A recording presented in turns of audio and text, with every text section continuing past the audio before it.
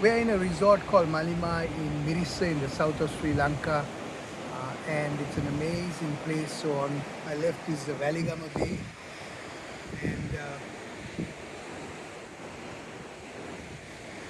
and on my right is behind the vegetation is the Mirissa Bay. And we were swimming at the Mirissa Bay yesterday, and the waters were quite rough. Waves, beautiful waves to surf on, and I hadn't swum in these kind of rough seas for a while, so I was a bit out of touch. So I had to really become conscious and aware, focus on my breath, and I started getting out there slowly, beyond the waves, and the waves are between say 8 and 16 feet. But once I got beyond the wave, I was able to swim, do my lengths. I do a series of exercises, the front stroke and backstroke and all that too. So then I decided that after about an hour and a half of being out there, decided I'm going to come back in and surf a bit, and started getting into the body surfing. And at the end of the session, I became a bit careless because I was just about to go out, and I became mindless about it.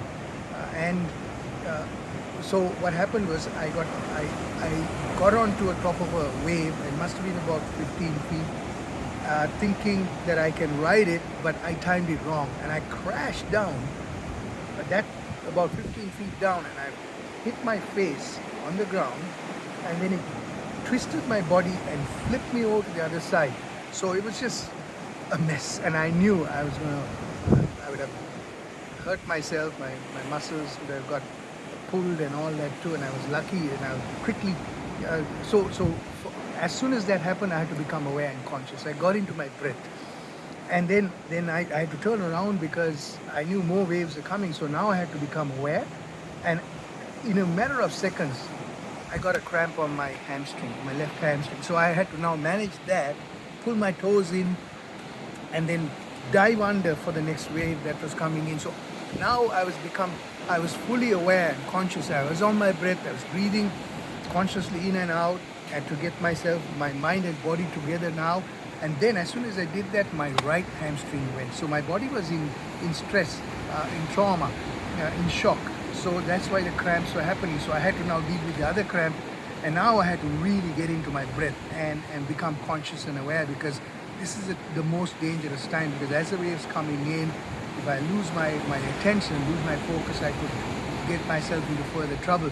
So I had to now get myself out of there by watching the waves, and then all that while I was in my breath, consciously in control. I knew that it is volatile and uncertain, but I had to now get myself to be calm through the process, and got myself out into the beach.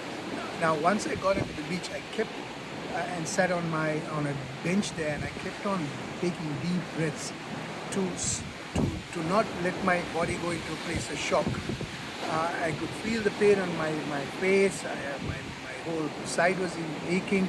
So I started taking deep breaths up to 10 in breath and then 12 out, to get into that relaxed mode. I kept on doing that, and then I also started moving my arms around, my shoulders around, and my neck slowly around, and doing all that just to keep myself going, and not allow the body to go into a place of shock.